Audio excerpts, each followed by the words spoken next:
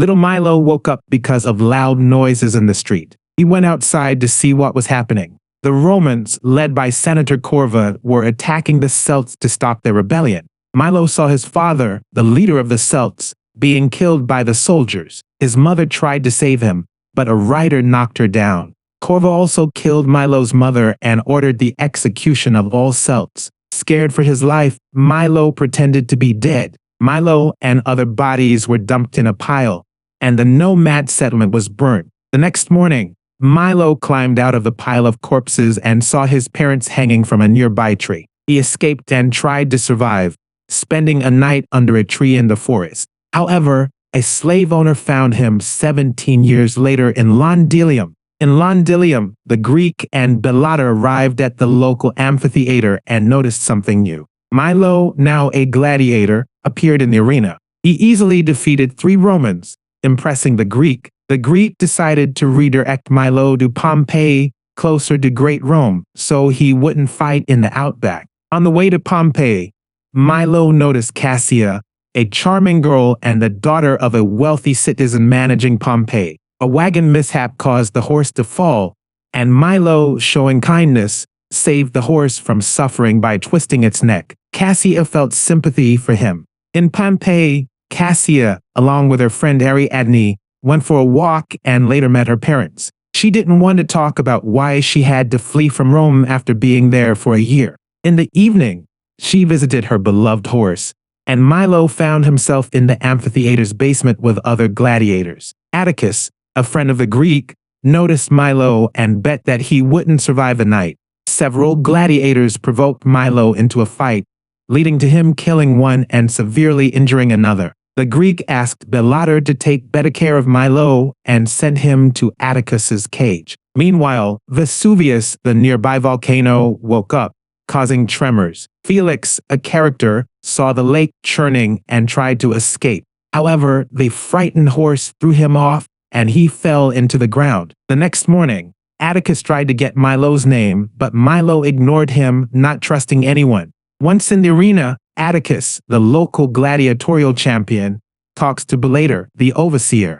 Atticus reminds Bellotta that after one more victory, he should receive the promised freedom. Bellotta agrees, but before that, Milo, a new challenger, wants to face Atticus in a training ground fight. Atticus quickly shows his superiority, but Milo doesn't give up. The duel gets interrupted when another gladiator tries to attack Milo from behind with a knife. Atticus saves Milo and later admits that he did it because he believes every gladiator should face death face to face. He doesn't want anyone to be betrayed and promises to take Milo's life himself in tomorrow's duel. In Pompeii, Corva arrives with his assistant Proculus. People in the city don't welcome Corva, which displeases him. Cassia's parents, Severus and Aurelia, invite Corva to a gala dinner, but Cassia avoids talking about the reason for her return. Noticing her horse has returned home without Felix, Cassia realizes something has happened. Atticus and Milo discuss their upcoming match in the cell, each confident of their victory. Atticus believes he will become the champion and gain freedom, but Milo warns him not to trust the Romans, as they are deceitful. Their conversation is interrupted as they are chosen to go to Severus's house. On the way, Milo spots Proculus and realizes the man who killed his parents is in town. In Severus's house, rich ladies can rent gladiators for the night.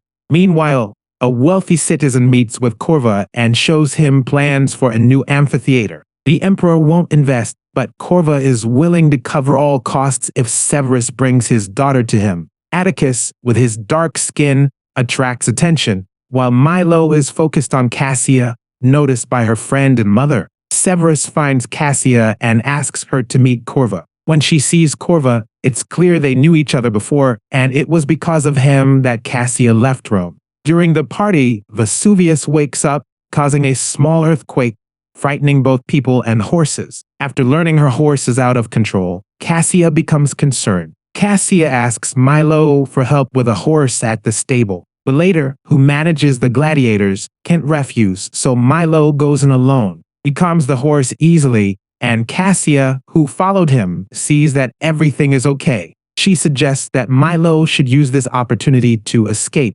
and he invites her to come along. They run away from the villa, but they are soon chased, and Milo realizes it's better to surrender. Corva, the senator, wanted to punish Milo, but Cassia asked him to spare Milo's life. In return, she promised to be kinder and considerate to Corva. Agreeing to Cassia's plea, Corva decides to give Milo 15 lashes. Cassia asks her father, Severus, to stop this, but Severus can't argue with the senator. When Milo returns to the cage, he tells Atticus, another gladiator, about seeing the man who took his family away. Atticus, in turn, shares his own story of not seeing his relatives for 20 years. They understand each other, shake hands, and become friends. Corva, unfamiliar with the gladiators, changes the schedule and orders Milo's death in the first duel. In the morning, people gather in the amphitheater for another gladiatorial duel. The Greek in charge instructs Gladiator to send Milo to their first duel, but Gladiator reminds him that Atticus can defeat any opponent and should be given freedom.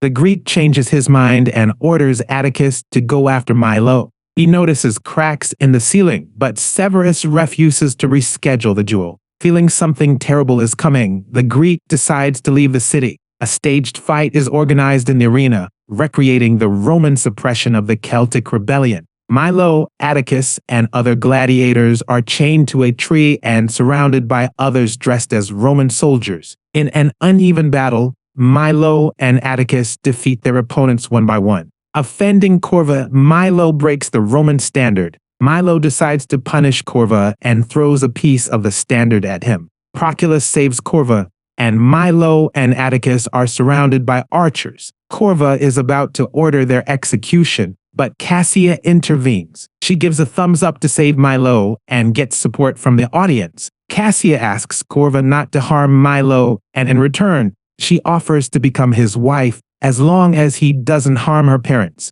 Severus and his wife are shocked, but they don't dare to argue. Corva orders Cassia to be locked up in the villa, claiming she now belongs to him. At the same time, Vesuvius, the volcano, wakes up, but Corva, a senator, reassures people, saying the gods want another gladiator duel. He sends Proculus, a Roman champion, to the arena. The fighters duel while the volcano erupts, covering the sky with black ash. The arena begins to collapse, causing panic among people trying to escape. Despite the chaos, the gladiator fight continues. Falling into the dungeon, Milo fights Proculus and frees other gladiators. Proculus escapes, leaving Gladiator, the overseer, to be torn to pieces. When the amphitheater collapses, Cassia's parents are crushed. Aurelia, Cassia's mother, asks Severus, Cassia's father, to send the senator to the next world to save Cassia. Severus tries but fails, getting mortally wounded.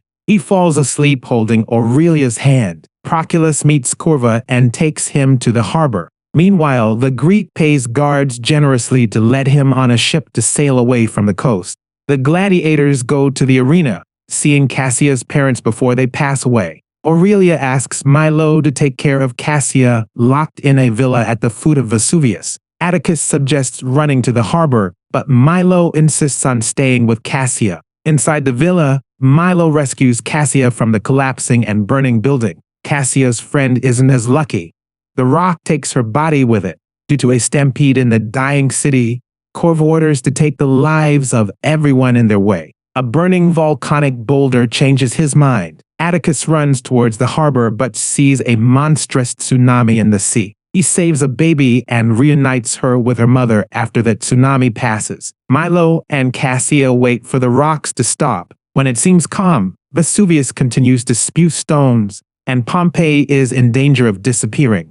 After meeting Atticus, Milo suggests freeing the horses in the arena to escape. They see Roman soldiers and Cassia's deceased parents. Proculus captures Cassia and hands her over to the senator. Corva chains Cassia to the chariot and tries to escape. The gladiators split up. Atticus stays to engage Proculus. Milo races after Corva to retrieve Cassia. Proculus mortally wounds Atticus, who fights back and sends a Roman gladiator to the next world. Cassia breaks a piece of the board, trying to free herself. The chariot turns over, and Milo fights Corva, severely injuring him. Cassia helps Milo and chains Corva to the chariot. Reflecting on events from 17 years ago, Milo leaves Corva to his fate. The couple tries to escape, but the horse can't carry them both. Realizing they can't escape Vesuvius, Milo and Cassia decide not to run. In their last moments, they kiss and die. Atticus heroically faces the lava and remains undefeated. Thanks for watching. We hope you subscribe and like the video. See you soon.